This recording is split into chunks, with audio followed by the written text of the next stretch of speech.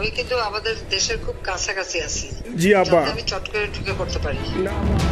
ছাত্র জনতার তুমুল গণ আন্দোলনের মুখে পদত্যাগ করে ভারতে আশ্রয় নেওয়া সাবেক প্রধানমন্ত্রী শেখ হাসিনা সরাসরি কোনো মাধ্যমে প্রকাশ্যে কথা না বললেও গত কিছুদিন ধরেই একের পর এক ফাঁস হচ্ছে তার বিভিন্ন ফোন আলাপ। প্রশ্ন উঠেছে, তার এসব ফোন আলাপ কে ফাঁস করছে?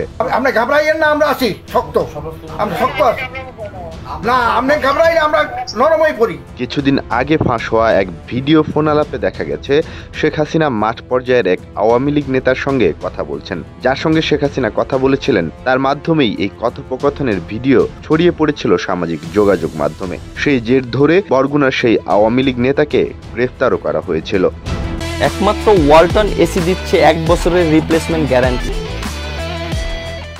তবে গত কিছুদিনের ফাঁস হওয়া ফোনালাপ থেকে বোঝা যাচ্ছে শেখ হাসিনার এসব ফোনালাপ ফাঁস করছে তৃতীয় কোনো ব্যক্তি। সর্বশেষ ফাঁস হওয়া ফোনালাপে এমনই দেখা গেছে। সেই ফোন কলে আওয়ামী লীগ নেতার ফোন স্ক্রিনে লেখা দেখা গেছে, আপা মাননীয় প্রধানমন্ত্রী। এই বিষয়টি নিয়ে বিশেষজ্ঞরা মনে করছেন এই অডিওগুলো ফাঁস হচ্ছে মূলত শেখ হাসিনার নির্দেশেই। অনেকেই বলছেন শেখ হাসিনা কোনো বিবৃতি দিতে না পারায় এভাবেই তার বার্তা ছড়িয়ে দিচ্ছেন আওয়ামী লীগ নেতাকর্মীদের মধ্যে। এটি এক ধরনের গভীর চাল হিসেবেও ব্যাখ্যা করছেন অনেক বিশেষজ্ঞ।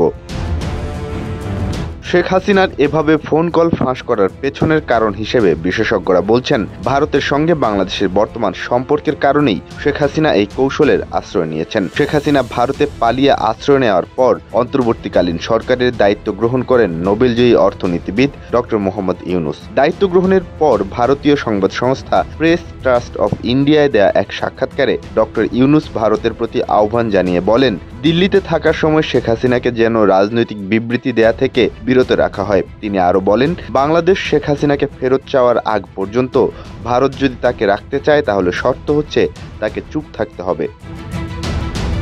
শেখ হাসিনা দিল্লিতে যাওয়ার পর যে বিবৃতি দিয়েছিলেন তা বাংলাদেশে যে ক্ষোভের সৃষ্টি করেছিল ডক্টর ইউনুস হয়তো সেটি বোঝাতে চেয়েছেন। যদিও এরপর থেকে শেখ হাসিনা প্রকাশ্যে আর কোনো বিবৃতি দেননি। তবে প্রশ্ন রয়ে যাচ্ছে, শেখ হাসিনা নিজেই এই ফোন আলাপ ফাঁস করাচ্ছেন নাকি পেগাসাসের মতো কোনো স্পাই সফটওয়্যার বা আড়িপাতা যন্ত্র দিয়ে এই কল রেকর্ড ছড়ানো হচ্ছে? ইসরায়েলি কোম্পানি এনএসও গ্রুপের তৈরি সফটওয়্যার পেগাসাস কিনে নিজের দেশের গুরুত্বপূর্ণ ব্যক্তিদের ওপর নজরদারি চালিয়ে আসছে কর্তৃত্ববাদী সরকারগুলো। কর্তৃত্ববাদী সরকারের তালিকায় ছিল সাবেক প্রধানমন্ত্রী শেখ হাসিনার নামও। কাতার ভিত্তিক টেলিভিশন চ্যানেল আল জাজিরা ইংলিশের একটি অনুসন্ধানী প্রতিবেদনে বলা হয়েছিল, বাংলাদেশের নিরাপত্তা বাহিনী ইন্টারনেট এবং মোবাইল ফোন নজরদারি করার প্রযুক্তি ইসরায়েল থেকে আমদানি করেছিল শেখ হাসিনার আমলে।